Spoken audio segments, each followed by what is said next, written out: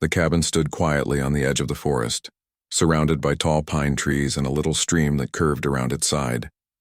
It was an old wooden place, built many years ago by Tom's grandfather, and it had been passed down to him. Tom loved the cabin more than any other property he owned, not because it was big or fancy, but because it held memories. The smell of the wood, the view of the mountains, the quiet nights with stars above, all of these things gave him peace whenever he visited. Tom worked in the city during the week, but almost every weekend he drove out to the cabin to rest. He repaired things with his own hands, cut firewood, and sometimes fished in the stream. It was a safe place where he could breathe freely without the noise of cars or the rush of people. He had no intention of turning it into a business or renting it out. The cabin was for family and close friends only. The land around the cabin was private, and Tom had placed a strong iron gate at the entrance of the dirt road that led to it. The key was only with him, his brother, and his cousin, who sometimes stayed there. He had also put up signs that clearly said, "Private property," so no one would get confused. Still, people from the nearby town sometimes asked if they could hold small events there because the spot was so beautiful.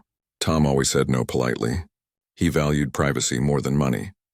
In the town near the cabin, there was a neighborhood group run by a strict lady named Karen.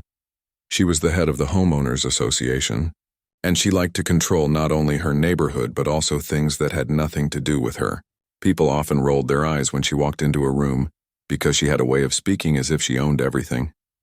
Karen believed rules were meant to be made by her and followed by everyone else. She loved to show off, organize large gatherings, and make herself look important. Karen had seen Tom's cabin once when she drove by with her friend. She had commented loudly about how it looked perfect for events and parties. Her friend had told her it was private property, but Karen had only smirked and said, "Everything can be arranged if you know how to handle people." The chance to prove herself came when she was asked by her group to host a large summer celebration. More than 100 people were expected to come, and Karen wanted to impress them with something new. Instead of renting a hall or using her own backyard, she told everyone she had found a perfect cabin by the woods and that she had already reserved it. Her words were full of confidence, so no one doubted her. She did not actually ask Tom. She simply assumed she could take charge. Tom had no idea what she was planning. He only found out when his cousin Sam came to visit one Friday afternoon. Sam stopped by the town store to buy supplies and overheard two ladies talking about the big celebration at Tom's cabin. He was confused and asked them what they meant. The ladies explained that Karen had said she booked the place for a big party, and everyone was excited. Sam quickly called Tom and told him everything. At first, Tom thought it was a joke, but when Sam described the details, Tom's face grew serious. He could not believe someone would claim to reserve his private cabin without even asking him. The more he thought about it, the angrier he became. "This is my land," he said firmly. "No one has the right to invite 100 strangers here." Sam agreed. "Karen always acts like she owns the town. She probably thinks you will not stop her." Tom decided he would not stay quiet. He drove to the cabin that same evening, checked the locks, and made sure the gate was secure. He also put a new chain on it with a heavy padlock just in case. If Karen tried to bring people, she would face the locked gate first. The next morning, Tom went to the town's coffee shop, where he knew Karen liked to sit and talk loudly about her plans. Sure enough, she was there with a group of people, bragging about the celebration. Tom calmly walked up to her table and said, "I heard you are telling people that my cabin is reserved for your event. That is not true. You cannot use my cabin." Karen looked up with surprise, then laughed as if it was a small misunderstanding. "Oh, Tom, do not worry. It will be fun. People will love it, and you will get so much attention for having such a beautiful place. I have already told everyone." "It is happening." Tom shook his head. "No, it is not happening. The cabin is private, and I will not allow 100 strangers on my land." Karen's smile faded and her eyes narrowed. She leaned closer and whispered sharply, "Do not make this difficult. The community is counting on me, and I already promised them. You do not want to be the person who ruins the summer event, do you?" Tom stayed calm. "If you want to host, do it somewhere else. The cabin is not available." Karen crossed her arms and gave a small smirk. "We will see about that." Tom left the coffee shop, but he knew Karen well enough to realize she would not stop. She was too proud to admit she had lied to everyone. She would try to bring people to the cabin anyway. That thought made Tom plan even more carefully. He bought extra food and water, checked his tools, and decided to stay at the cabin through the weekend. By Saturday afternoon, Tom was splitting wood near the porch when he heard the sound of cars. He walked to the front road and saw a line of vehicles moving toward the gate. Karen was in the front car, waving her hand out the window as if she was leading a parade. Behind her came vans filled with supplies, decorations, and coolers. People were excited, laughing, and taking photos. They believed they were about to enjoy a grand party at the cabin. When the cars reached the gate, the drivers stopped. The big iron bars stood closed, locked tightly with the heavy chain. Karen stepped out of her car, her face red with anger. She pulled at the gate, then shouted, "Tom, open this at once. Everyone is waiting." Tom walked slowly from the porch down to the gate. He stood tall, his arms crossed, and spoke clearly so all could hear. "This is private property. You were told not to bring anyone here. There is no event at this cabin. Go back." The crowd fell silent. They had never seen Karen challenged like this before. She tried to laugh it off. "Do not be silly, Tom. We are your guests. Open the gate and let us in. We brought everything for the celebration." Tom did not move. "You are not my guests. I never invited you. This land is mine, and you are trespassing by standing here." Some people in the crowd started whispering to each other. A few looked embarrassed. They had believed Karen's words without checking. Now it was clear she had never had permission. Karen grew more desperate. "Tom, think about how selfish you look. Everyone is here. They will all be disappointed if you refuse," Tom replied firmly. "I am not responsible for lies you told. If you promised something that was not yours to give, that is your mistake." For the first time, Karen's voice cracked. She looked around at the crowd, realizing her reputation was slipping.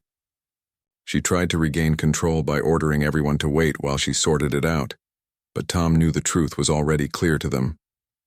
He stood by the locked gate, watching as Karen's false confidence began to crumble. The weekend had just begun, but already the first cracks in her plan were showing. Tom felt a small sense of relief. The cabin was safe, and Karen was finally facing the embarrassment she had brought upon herself. But deep down, he knew she would not give up so easily. Karen stood at the locked gate, her hands gripping the iron bars as if she could pull them open with force. Her voice carried over the line of cars behind her. "Everyone, please stay calm. There seems to be a little misunderstanding. I will handle it." The crowd waited, but the mood had already shifted. A few people began to murmur, asking each other if Karen really had permission. Some leaned out of their car windows, frowning at the sight of the heavy chain and padlock. Children who had been excited about a party started asking their parents what was going on. Tom remained calm. He stood straight, his arms crossed, and looked directly at Karen. "There is no misunderstanding. I told you yesterday that you cannot use this property. Yet here you are with more than 100 people. You need to turn around." Karen's face grew red. She hated being challenged in front of others. "Tom, you are being unreasonable. This place is empty most of the time. Why not let the community enjoy it for a day? No one will damage anything. We will clean up after ourselves. Everyone is counting on this event." Tom did not raise his voice. "It is not about cleaning. This is private property. You do not decide who comes here. I do." The firmness in his voice made several people in the crowd shift uncomfortably. They could see Tom was not bluffing. He was serious. One of the older men at the back of the line spoke up. "Karen, did you even ask him before you announced this?" Karen spun around quickly. "Of course I did. He is just being difficult now. He agreed earlier." Tom shook his head immediately. "That is not true. I never agreed. I told her clearly she cannot use this place." The man frowned. Others began whispering again. Trust in Karen was starting to break. Karen realized she was losing control. She tried to smile again, pretending everything was fine. "Tom, please think about the children. They have been waiting all week for this. Do you really want to send them home sad?" Tom felt sorry for the children, but he was not going to give in. The children should not have been promised something that did not exist. "That is not my fault. They deserve the truth, not lies." Some parents nodded at his words. They had already begun to suspect that Karen had exaggerated, and now they saw proof. Karen still would not back down. She stepped closer to the gate and lowered her voice, speaking only to Tom. "Listen to me. If you do this, you will make enemies in the town. People will blame you for ruining the summer celebration. Are you ready for that?" Tom's eyes did not move. If telling the truth makes people dislike me, then so be it. I will not be bullied. Karen clenched her jaw. She turned back to the crowd, raising her arms as if she was still in charge. Everyone, give me a moment. I will convince him. Do not worry. The party will go on. But as she spoke, more people began to leave their cars. Groups gathered together, whispering about what they had just heard. One mother looked frustrated and said loudly, "This is not right. If he said no, then we should not be here." Her words spread quickly among the others. Karen saw her control slipping further, and she grew desperate. "Wait, do not go anywhere. I have worked too hard to organize this. I promised all of you a perfect day, and I will not let one stubborn man ruin it." Tom finally unlocked the small gate door near the fence and stepped outside to face the crowd directly. He wanted everyone to hear the truth. "Listen, all of you. I never gave permission for this event. This lady told you something that was not true. I have nothing against celebrations, but this cabin is not open for public use. I hope you understand." Silence fell across the crowd. His words were clear and calm. People looked at one another, shaking their heads. The truth could not be hidden anymore. Karen tried one last time. She laughed nervously. "Do not believe him. He is just shy and worried about so many people. He will come around if we all go in together." She reached for the lock, pulling at it. Tom raised his hand sharply. "Do not touch that. If anyone tries to force their way in, I will call the sheriff." "I am serious." The mention of the sheriff made everyone freeze. No one wanted legal trouble, especially over a party. A few parents immediately gathered their kids and started getting back into their cars. The sound of doors closing and engines starting filled the air. Karen's eyes widened. Wait, do not leave. We can solve this. Stay with me." But people had already decided. One man said loudly, "You lied to us, Karen. You said everything was arranged. Clearly it was not." Another woman added, "I wasted money on food because of your promises. This is not fair." The frustration in their voices grew stronger. Instead of supporting Karen, the crowd was turning against her. She tried to argue, but they no longer listened. Cars began pulling out one by one, turning back toward the town. Karen was left standing at the gate with fewer and fewer people around her. Her grand plan was falling apart right before her eyes. She shouted at Tom again. "You will regret this. The community will be angry with you." Tom shook his head. "No, Karen. The community will be angry with you because you lied to them." "I did nothing wrong." Her face twisted with anger and embarrassment. For the first time, she had no quick answer. She stood there frozen as more vehicles disappeared down the road. Sam, who had been watching from the porch, walked over to Tom and whispered, "You handled that perfectly. She cannot spin her way out of this now." Tom nodded, but he stayed alert. He knew Karen too well. She might have lost this round, but she would not give up completely.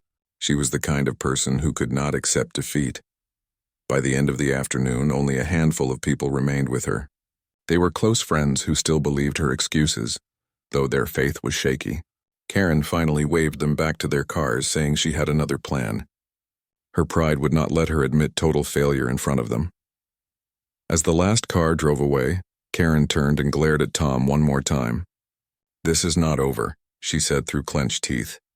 Then she got into her own car and sped off, leaving a cloud of dust behind. Tom closed the gate again, checked the lock, and sighed with relief.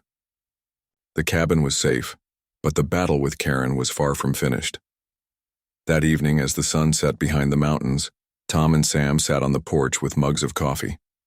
They talked about the day's events. Sam laughed softly. "I have never seen Karen so red in the face. You embarrassed her in front of everyone. She will never forget this." Tom leaned back in his chair. "That worries me. People like her do not let things go." "She will try something else," Sam nodded. "Then we will be ready. This cabin has stood for generations. It will not fall to someone like her." Tom smiled slightly at his cousin's words, but his mind remained restless. He knew Karen's pride had been hurt deeply. For someone who lived to control others, public embarrassment was the worst punishment. And when people like her felt cornered, they often lashed out in unpredictable ways. As the night grew darker, the cabin lights glowed warmly against the trees. Tom felt grateful for the peace of the forest, but he could not shake the feeling that the storm with Karen had only just begun. The next week passed slowly at the cabin. The air smelled of pine and the river sang as it always had, but Tom's mind could not rest. Every day he expected to see Karen returning with another plan. She had already tried to bring a crowd, then called in inspectors, and each time she had failed. Yet Tom knew her pride would not let her stop. Sam noticed his cousin's worry. "You cannot let her control your thoughts," he said one morning as they sat drinking coffee on the porch. "Yes, she will come back, but we will deal with her just like we did before. The cabin is strong, and so are we." Tom gave a small nod. "I know you are right. But this place means too much to me. I will never allow anyone to take it."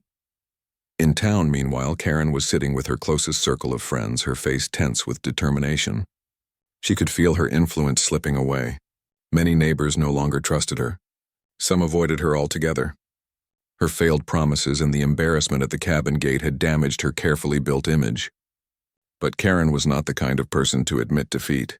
She leaned forward over the table where they sat. "Listen," she said in a sharp tone. "If I lose this battle, I lose everything. People already whisper behind my back. They think Tom has beaten me. I will not let that happen. I will remind everyone who really runs this community." Her friends looked uneasy. One of them finally asked, "But how will you do that?" "The inspectors already cleared his cabin. The council said the land is private. What more can you try?" Karen's eyes narrowed. "If I cannot beat him with rules, I will beat him with reputation. If I make him look like a selfish man who refuses to share, then people will turn against him. They will pressure him until he has no choice." She began to spread new rumors in town. She told people Tom was greedy, that he wanted to build luxury houses on the land and keep everyone else out. She said he planned to cut down the forest to sell the wood. None of it was true, but Karen spoke with such confidence that some people started to wonder. Tom heard the whispers when he went into town for supplies. At the grocery store, two men talked behind him, asking if he was really planning to sell the land. At the post office, someone asked directly, "Tom, are you building something big out there?" Each time Tom answered calmly, "No, the cabin will remain as it is. I would never destroy the land." But the rumors spread faster than the truth. One evening, Mary visited again. She looked troubled. "Tom, I thought you should know. Karen is telling people you are going to sell this place to developers. Some believe her. You may need to defend yourself before the whole town." Tom sighed heavily. "She will say anything to make me look bad. But thank you for warning me." Sam clenched his fists when he heard. "We cannot let her poison the town against you. We should call a meeting and set the record straight." Tom agreed. A few days later, he posted a notice in the town square, inviting everyone to a gathering at the community hall. He promised to explain the truth about the cabin and answer any questions. When the day arrived, the hall was filled with townspeople. Some came out of curiosity, others out of concern, and many came because they wanted to see Tom and Karen face each other again. Karen sat in the front row with her arms crossed, wearing a smug expression as if she was ready for victory. Tom stepped up to the front. His voice was calm and steady. "Thank you for coming. I know many of you have heard rumors about me and about the cabin. I want to make something clear. The land and the cabin have belonged to my family for generations. I have no plans to sell it, no plans to cut down trees, and no plans to build anything. The cabin is a private place meant for family and close friends. That is all." A murmur ran through the crowd. People looked at each other, some relieved, others ashamed for believing the rumors. Karen jumped to her feet. "Do not believe him. He is lying to protect himself. I have heard him speak of money many times. He wants to profit from the land, I am sure of it." Tom turned to face her. "You have no proof of that because it is not true. You have lied before, Karen. You lied when you told people you had reserved my cabin. You lied when you said the inspectors would find problems. And now you lie again. How many times must you be exposed before people stop listening?" The hall grew silent. Everyone remembered the day at the gate, the inspector's visit, and the embarrassment Karen had suffered. An older man from the back spoke up. "Tom has always been honest. I believe him. Karen has fooled us before. Why should we trust her now?" Another woman added, "She promised us a celebration at the cabin and it was all a lie. I wasted money and time because of her." Voices rose, many against Karen. She tried to argue, but the more she spoke, the less people believed her. Her once powerful voice now sounded desperate. Mary stood and said clearly, "Tom is right. The cabin is his. We should respect that." If Karen truly cared about the community, she would not spread lies.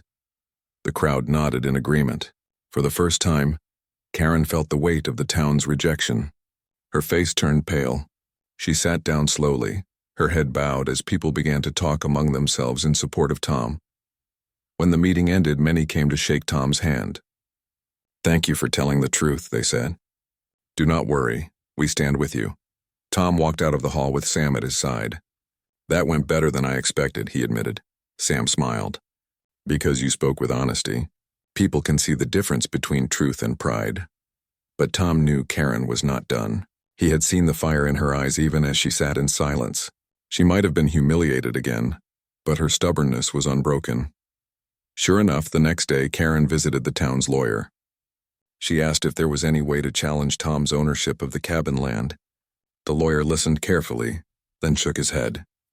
"No, the records are clear. The land is his. There is no legal way to take it." Karen left frustrated, but she refused to give up. If she could not win through rules or lies, she would try pressure. She began gathering her closest followers, planning new ways to disturb Tom's peace. Back at the cabin, Tom noticed unusual things over the next few days. Trash was thrown near the gate. Strange noises came from the woods at night. Once, he even found spray paint on a tree near the fence, though he quickly cleaned it off. Sam was furious. "This is her doing. She cannot win in the open, so now she is trying to bother us in secret." Tom nodded, his jaw tight. "If she wants to play games, then we will record everything. Next time, we will have proof." They set up small cameras near the gate and along the porch. They also spoke to the sheriff, explaining the situation. The sheriff listened carefully and said, "If you catch anyone trespassing, let us know immediately. We will handle it." Days passed, and soon enough the cameras caught figures near the gate late at night. When Tom reviewed the footage, his heart sank but also felt a strange relief. The faces were clear. Among them was Karen herself throwing bags of trash near the fence. Sam laughed in disbelief. "She is digging her own grave." "This proof will finish her," Tom agreed. "Yes, it is time the whole town saw the truth with their own eyes." The night was calm at the cabin. Crickets sang in the grass and the stream carried a soft sound of running water. Tom and Sam sat on the porch, speaking little. The silence of the woods wrapped around them, but both men were still thinking about what had happened earlier that day. Sam finally broke the quiet. "You know she will not leave this alone.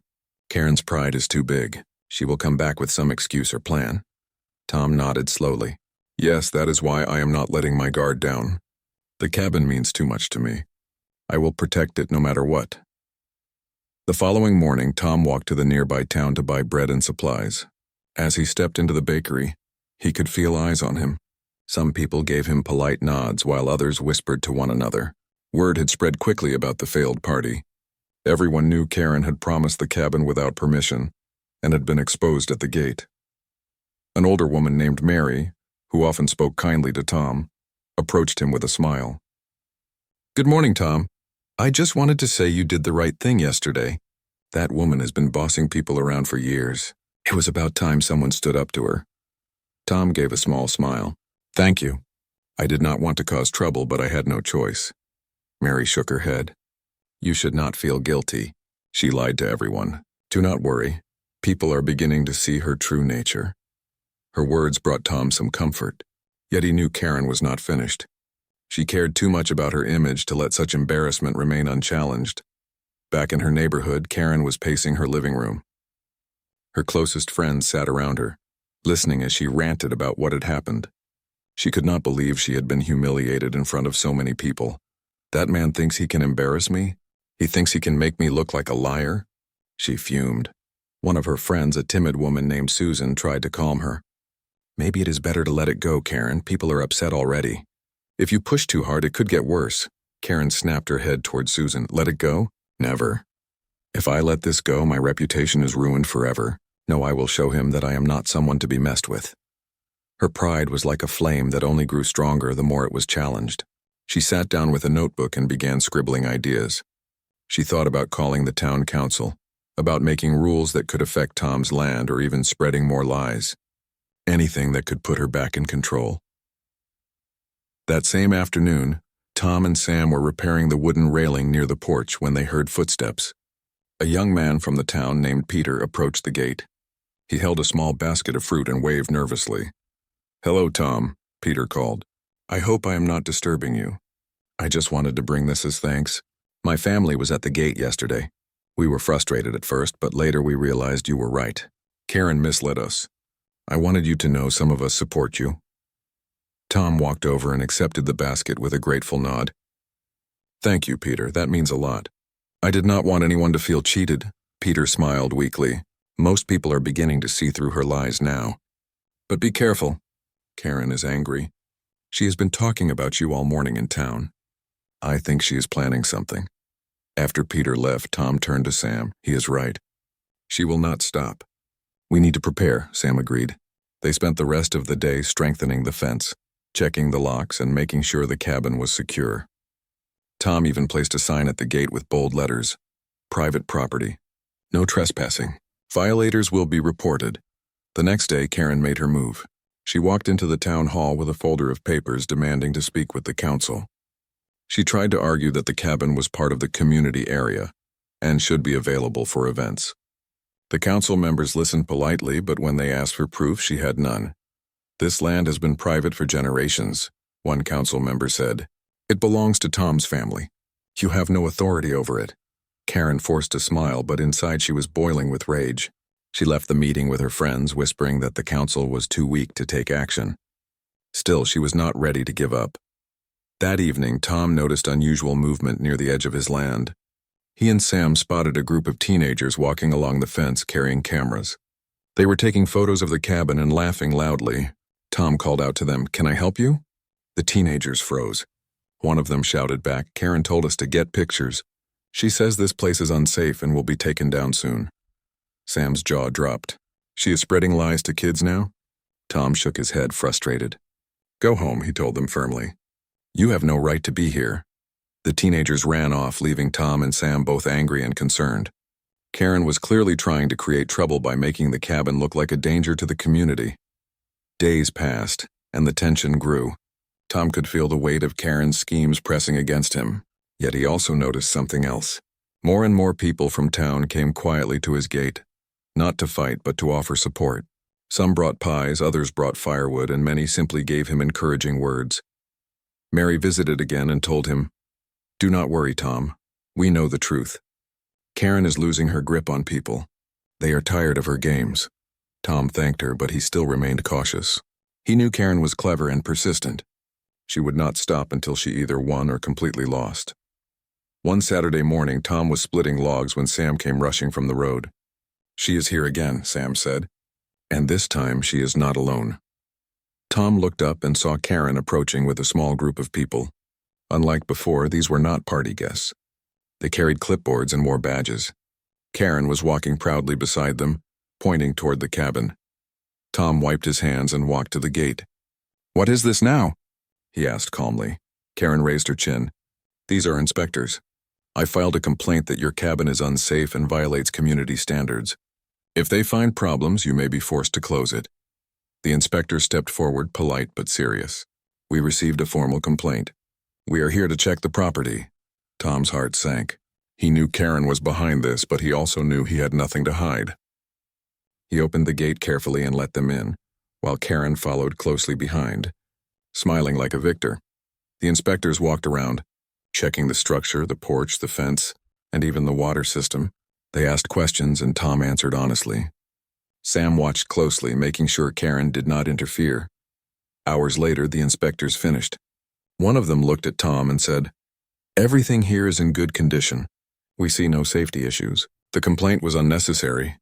Tom felt relief wash over him. He turned toward Karen, who was standing stiffly with her arms crossed. The inspector added, "We will be writing a report, and we do not appreciate false complaints. Please do not waste our time again." Karen's face burned red. She tried to argue, but the inspectors walked away, leaving her alone at the gate. Sam grinned. "Well, that backfired." Tom nodded, though his eyes stayed on Karen. She glared at him with pure fury. "You think you have won, but this is not finished. I will find another way," Tom sighed. "Karen, the only thing you are finding is more embarrassment." "Stop before you lose whatever respect you have left." But Karen turned and stormed off. her pride still stronger than her reason.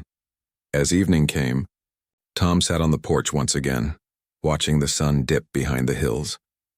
He felt tired but determined. The cabin had faced another storm and remained standing. Karen's tricks had failed again, but he knew she would return with something new.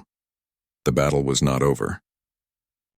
The next morning, the sun rose softly over the tall pine trees that surrounded the cabin. The air was fresh and the birds filled the silence with their cheerful songs. Amir stepped out onto the porch with a warm cup of tea in his hand. He felt calm for the first time in days. The chaos of the previous evening was still fresh in his mind, but it was followed by a sense of victory. He looked at the gate from a distance. It was still locked and secure. The sight of it reminded him how strong he had been in protecting his property and his peace. He smiled to himself. For too long, he had let the constant arrogance of Karen and her HOA group disturb him. But this time he had stood firm. Inside the cabin, his cousin Samir was awake too. Samir had stayed with him to help keep an eye on things after the big commotion. He walked into the kitchen yawning and said, "Amir, I still cannot believe what happened last night." "She really thought she could take over your place without even asking." Amir chuckled. "She thought she could scare me into agreeing. But this is my land, my cabin, and I had to make it clear that no one can just claim it like that." Samir nodded and sat down with his own cup of tea. The best part was when the guests realized she had lied to them. You should have seen their faces. Some were even laughing at her. She was so embarrassed. Amir remembered the moment clearly. Karen had stood outside the locked gate, insisting she had permission, while the guests grew more and more confused. Many had driven long distances, believing there was a grand celebration waiting for them. When they realized she had no authority, frustration turned against her. Some had left in anger, while others stayed just to watch her humiliation. After breakfast, Amir decided to take a walk around the cabin. He wanted to check everything again and make sure nothing had been damaged during the previous night. The cabin stood tall, sturdy as always. The wooden walls carried the scent of pine, and the windows reflected the golden sunlight. It was a place of peace, a place that belonged only to him and his family. As he walked back to the porch, he noticed a few cars driving slowly past the property. They were likely curious neighbors who had heard about the drama. Some even waved at him politely, while others avoided eye contact. Amir didn't mind. He knew word would spread quickly. People would talk, but in the end, the truth was simple. Karen had overstepped and she had been stopped. Later in the day, Amir decided to go into town. He had some groceries to buy and he wanted to clear his head with a small trip. Samir offered to join him, and together they drove down the winding road, enjoying the view of the mountains and the open sky. At the local market, Amir noticed a few familiar faces. One man, Mr. Ahmed, approached him with a kind smile. "Amir, I heard about what happened with Karen last night. You did the right thing. She has been bossing people around for too long. It was time someone stood up to her." Amir thanked him. He did not want to boast about the incident, but it felt good to hear support from others. He realized that many people in the community had been silently frustrated with Karen's controlling behavior. She had often forced her opinions on others, telling them how to decorate their homes or where they could park their cars. Amir's decision to lock the gate was not just about protecting himself, but also about setting an example. On the drive back, Samir laughed and said, "You might not realize it, but you've become a hero to some of these people. They are proud that someone finally said no to her." Amir smiled but stayed humble. "I am not a hero. I just did what was necessary. Peace is important to me and I cannot let anyone destroy it." When they returned to the cabin, Amir noticed a letter tucked under the gate. He picked it up and unfolded it carefully. The handwriting was sharp and dramatic. It was from Karen. The letter was full of accusations, blaming him for embarrassing her in front of her guests and damaging her reputation. She demanded an apology and even threatened to bring the matter up with the HOA council. Amir read the letter slowly, then placed it on the table. Samir raised his eyebrows. "She still doesn't understand, does she? She's the one who should be apologizing." Amir nodded. "I will not respond with anger. That is what she expects. Instead, I will reply calmly and explain the truth." He sat down that evening and wrote his response. His letter was short and polite. He explained that the cabin was his private property, and no one had the right to host events there without his consent. He reminded her that the embarrassment she faced was the result of her own choices. Finally, he ended with a clear statement. "This land is not under the authority of your HOA, and I expect my privacy to be respected." The next day, Amir mailed the letter. He felt lighter after sending it. He knew Karen might still complain, but he also knew she had lost credibility. The guests who had witnessed the scene would likely spread the truth. Her power was weakening. Days passed peacefully. Amir continued to enjoy his mornings on the porch, reading or listening to the sounds of nature. The cabin felt more like a home than ever before. Samir eventually returned to his own work, but he promised to visit again soon. Amir was glad for his company, but he was also glad to return to the quiet solitude he loved. One afternoon, Amir received a surprise visitor. It was Mrs. Fatima, a kind elderly neighbor who lived nearby. She carried a small basket of fresh fruit and placed it on the table. "Amir," she said warmly, "I just wanted to say thank you. You may not know this, but many of us were tired of Karen's behavior. She often acted as if she owned everything. When you stood up to her, you reminded us that we do not have to accept unfairness." Amir was touched by her words. He offered her tea and they sat together on the porch, enjoying the view. Mrs. Fatima told him stories about the community and how people had quietly suffered under Karen's control. She also said that since the incident, people had started to speak up more. They were no longer as afraid of her. That evening, Amir reflected on everything that had happened. What had started as a simple attempt to protect his cabin had turned into something bigger. He had not only defended his peace but also inspired others to value their own rights. A week later, Amir heard news that shocked him. Karen had resigned from her position in the HOA. Apparently, the backlash from her failed event had been too strong. Many members had lost trust in her, and she could no longer hold her authority. She had quietly stepped down. Amir felt a wave of relief. He had not wanted revenge, but this outcome meant he would finally be left alone. The mountains, the trees, and the cabin were his sanctuary once again. That night, as he sat by the fireplace, Amir whispered to himself, "Peace at last." The flames danced in front of him and the warmth filled the room. The cabin was silent except for the gentle crackle of burning wood. In the days that followed, Amir returned to his normal routine. He fixed small things around the cabin, took long walks, and enjoyed evenings under the stars. Every now and then, he remembered the chaos of that strange night when Karen tried to claim his property. But instead of feeling anger, he felt gratitude. The experience had taught him courage, patience, and the importance of standing firm. And so, the cabin stood tall and quiet in the heart of the forest, a symbol of peace, freedom, and the strength of one man who refused to be pushed around. Amir knew challenges might come again, but he also knew he was ready. No one would ever take his peace away again.